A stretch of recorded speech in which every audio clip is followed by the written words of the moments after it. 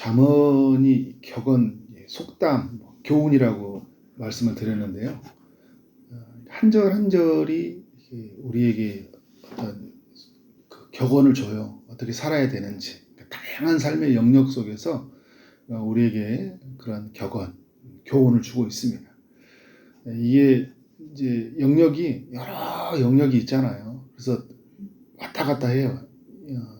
이 말 했다가 저 말 했다가. 그러니까 뭐 1절 다음에 2절에 그 1절을 보충하는 그런 그 구절로 설명하는 게 아니라 다른 이야기를 했다, 이런 이야기를 했다. 우리 삶의 영역을 보면 여러분 우리라는 한 인격체, 또 우리라는 삶을 보면 다양한 영역이 있잖아요. 오늘 하루를 보도 마음의 여러 가지 생각들, 또 가정, 일터, 뭐 교회, 여러 가지 미래, 또 과거 이 오가면서 수많은 그런 생각을 하잖아요. 그때 우리가 어떤 생각을 가져야 되는지, 어떻게 현명하게 그것을 또 판단해야 될지 난감할 때가 있어요.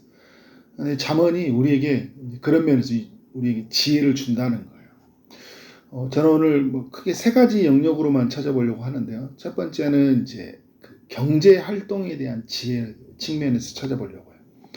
1절에 속이는 저울은 여호와께서 미워하시나 공평한 추는 하나님이 기뻐하신다.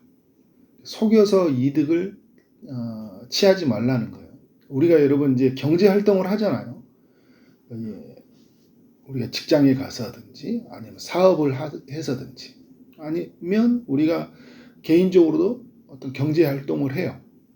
중요한 건 뭐냐면 속이지 말라. 속여서 이득을 취하지 말라. 공평한 추로 어떻게 해요? 추가 있는데 더 예전에 그런 들이 있었잖아요. 가게들 가보면 추를 조정을 해가지고 적은 양인데 값은 같이 받게 만드는, 그렇게 해서 이득을 취하는 사람들이 있어요. 근데 여러분 그런 것만 있나요? 그렇지 않은 다른 다양한 영역에서 나의 이익을 취하기 위해서 속일 때가 있다는 거예요.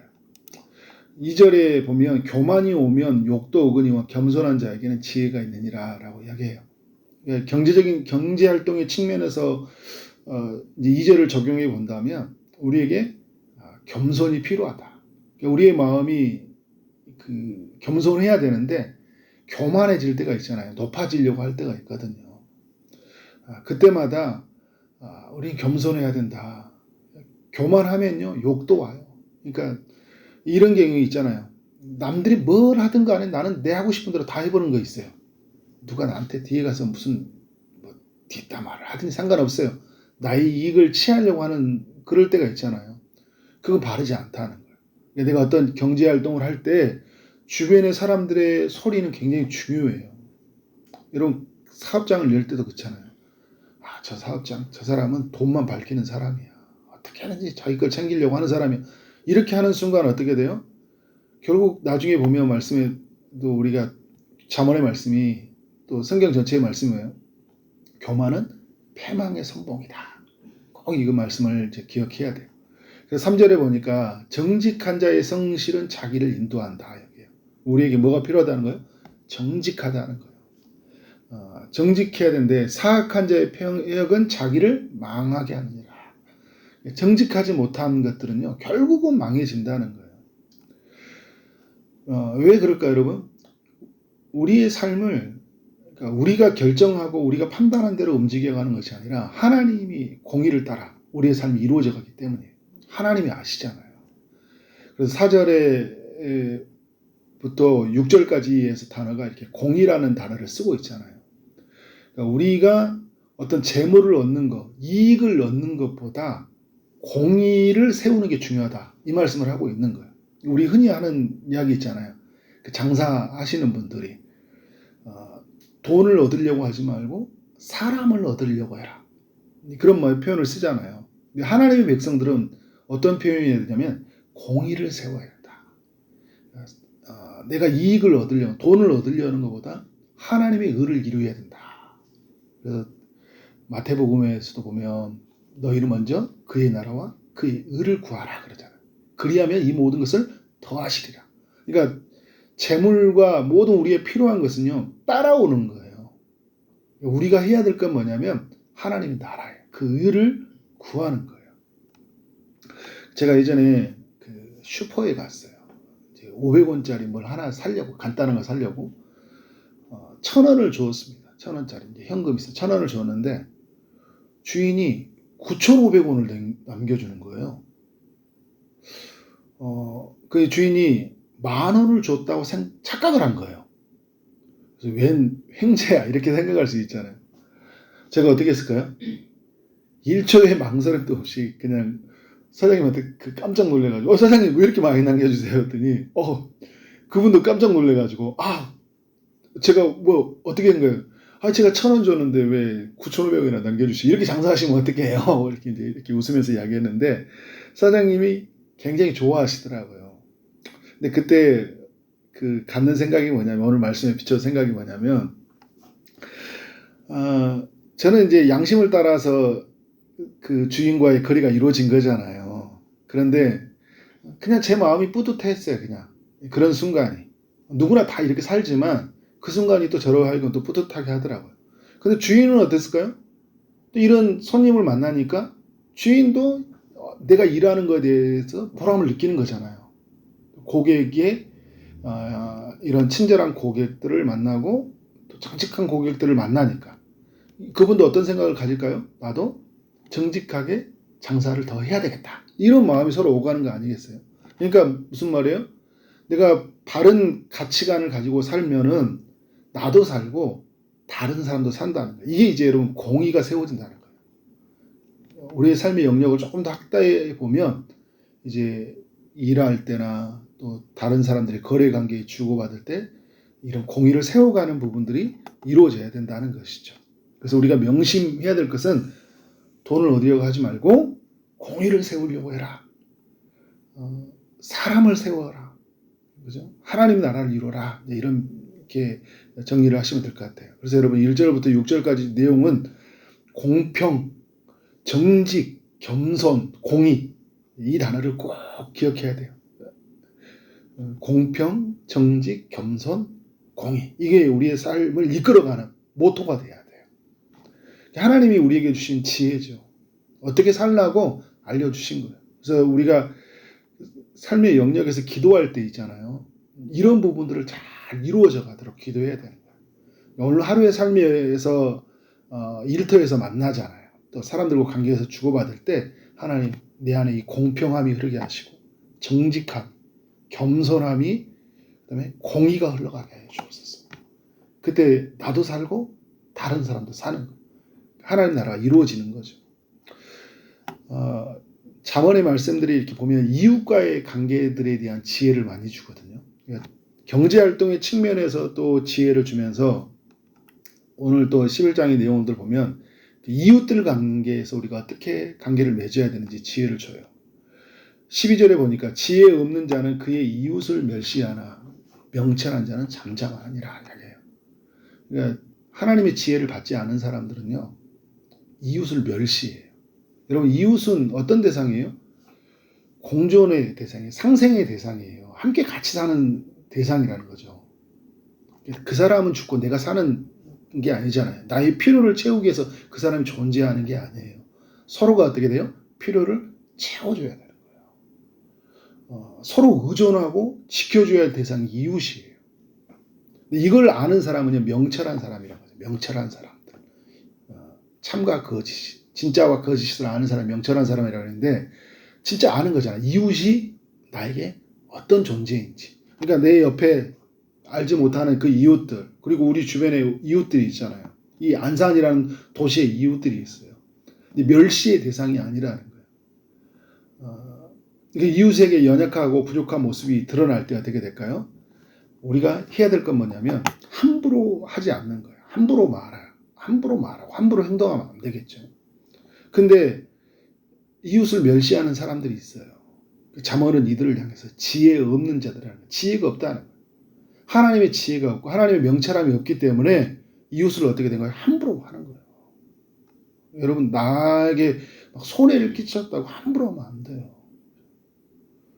우리가 여러분 그 좀 뭐 이야기가 빗나갈 수 있지만 같이 연결해 보면 우리가 요즘에 막 교권 문제, 어제도 제가 잠깐 나눴지만 나의 자녀도 중요하지만요. 나를 그 가르쳐주는 선생님도 중요한 거잖아요. 같이 봐야 되는 거예요. 하나님의 사람들은요. 내 거니까, 내 가족이니까, 내 거 우선으로 다른 사람은 어떻게 되든지 막 함부로 말하면 안 되는 거예요. 다 소중하게 같이 보면서 어떻게 돼요? 문제를 해결해 가야죠. 예를 들어서 자녀가 학교에서 선생님한테 뭐 야단을 맞았다, 뭐 선생님한테 무슨 불합리한 조건을 들어왔다 이야기를 하는 거예요. 근데 들려오는 이야기만 내가 반응할 수 있잖아요. 근데 여러분 우리 어떻게 돼요? 왜 선생님이 그런 말을 했을까라고 같은 측면에서 바라봐야 되잖아요.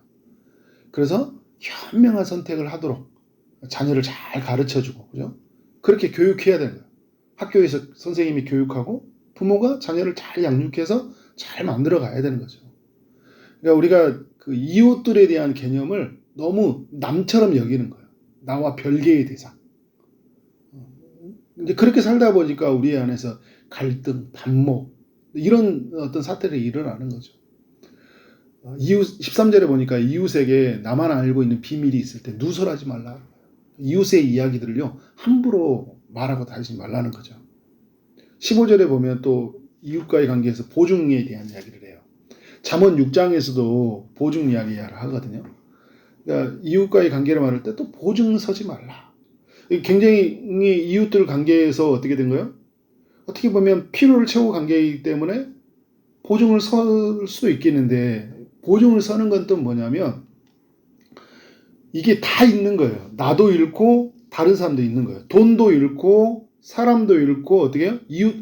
내 자신도 엄청난 상처를 받고 다른 사람도에 대한 어떤 그 사람에 대한 실망감 이런 것들이 있기 때문에 지금도 그렇고요. 고대 사회에서도 이 보증을 서주는 것 때문에 엄청난 피해를 많이 당했어요. 재산 다 잃었죠. 그리고 그 당시에는요. 재산을 갚지 못하면 그 가족 중에 한 명을 종으로 팔려가야 돼요. 그러니까 만약에 다 큰 빚을 갚지 못하면 가족 전체가 종으로 팔려가요.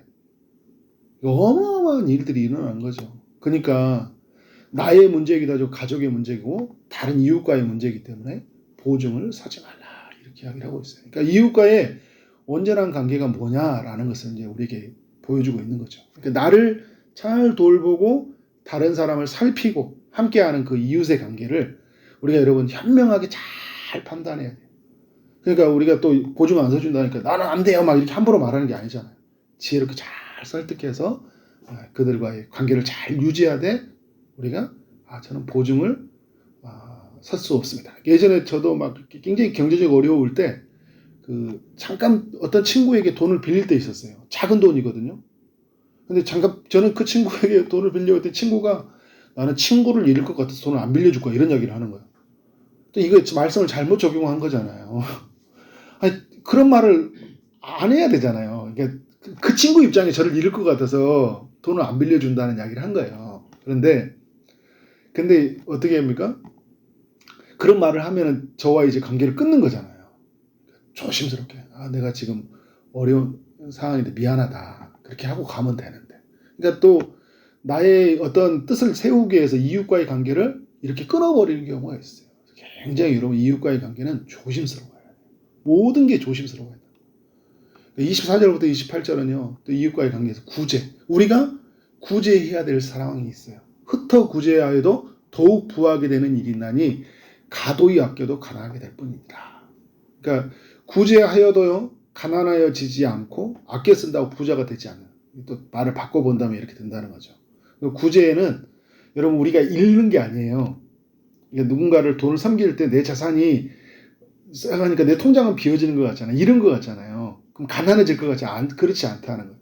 그러니까 성경에 어제도 제가 재물을 얻는 능력을 주셨다고 했는데 첫 번째 우리가 해야 될 건 뭐냐면요. 이게 부지런함이거든요. 그리고 구제예요. 또 절제의 부분이 있겠죠. 다른 이제 성경에서 이야기해요. 잠언이 우리가 여러분 하나님 앞에서 우리가 믿으면 하나님께서 우리가 채우신다 할 때 우리가 하나님 믿음의 세계 안에 갔을 때 하나님 지혜를 주시는 거예요. 부지런하게 살도록. 그리고 절제하고 살도록. 그리고 중요한 원리 구제하고 살도록 만드는 거예요. 내게 허락해 준 돈은 나만을 위해서 쓰도록 허락한 게 아니에요. 누군가를 돕도록 하나님께서 허락해 주신 거예요. 그래서 여러분 이스라엘 백성들의 역사를 보면 알잖아요. 밭에서 양식을 우리가 이렇게 하면은 하나님이 하시는 원리가 뭔지 아세요? 기퉁이에 이삭은 줍지 말라고 하잖아요. 추수하지 말라. 왜요? 가난한 사람들이 그 추수하고 나서 그 수확을 하도록. 그러니까 약한 사람들, 가난하고 고아들, 가부들을 위한 배려죠. 그러니까 나만을 독식하지 못하도록 한 거예요. 그리고 그 얻었던 재물을 어떻게 해요? 또 고아들, 가부들을 도우라고 이야기를 해요. 흩어 구제하라는 거잖아요. 그래서 25절, 구제를 좋아하는 자는 풍족하여질 것이요 남을 윤택하게 하는 자는 자기도 윤택해 하시리라. 그러니까 여러분 우리가 이렇게 구제하고 섬기고 살아가잖아요. 그러면 다른 사람이 윤택하잖아요. 그 윤택해진 세상이 나에게 다시 뭐를 할까요? 나에게 풍족함을 허락해 주는 거예요. 그런 면에서 믿음의 사람들이 구제해야 된다. 그래서 나의 재물은 나를 자랑하는 수단이에요. 내가 의지할 대상도 아니에요. 그래서 28절에 자기의 재물을 의지하는 자는 패망한다 이야기하잖아요. 나 이런 돈이 있어. 이 돈은 뭐냐면 나의 필요한 것들을 채워가고요. 1차적으로는 나와 내 가족이 누리고, 그리고 2차적으로는 뭐예요? 다른 사람들에게 필요한 것을 흘려보내는 거예요. 그래서 사람들은 남으면 주려고 하는 것들이 있어요. 근데 여러분 이게 원리가 이런 거예요. 내게 허락하였을 때는 나도 먹고 이웃도 함께 먹을 수 있는 방법이 뭘까? 예를 들어서 여러분 밥 한 그릇이면 남에게 못 먹을 것 같잖아요. 그런데 다르게 생각하면 나는 밥만 먹고 필요한 사람 반은 좀 나눠줘야 되겠다. 이런 마음을 가지면 여러분 어때요? 마음이 넉넉해지잖아요. 그러면 다른 사람이 살아요. 그 살았던 사람이 어떻게 될까요? 결국 사람이 사니까 나에게 윤택함이 오는 거예요. 이게 하나님이 알려주시는 성경이 말하는 지혜죠. 오늘 이 잠언의 이 11장 이야기, 더 많은 이야기들이 우리에게 지혜를 주고 있는데, 오늘 경제 활동에 관한 것들, 또 이웃과의 관계를 맺는 것들, 구제에 관한 이 지혜가 여러분의 삶을 움직일 주의 이름으로 축원합니다. 기도하도록 하겠습니다. 하나님, 잠언의 11장의 말씀을 통해 우리 가운데 지혜를 허락하시니 감사합니다. 우리가 사람들과 경제 활동을 할 때, 또 이웃과의 관계를 맺어 나갈 때, 또 이웃에게 필요가 있을 때 하나님의 지혜의 말씀을 따라서 정직하게, 공의롭게, 공평하게 살게 하여 주시고, 또 내게 주시는 은혜를 다른 사람들에게 흘려보낼 수 있도록 주님께서 함께 하여 주실 줄 믿습니다.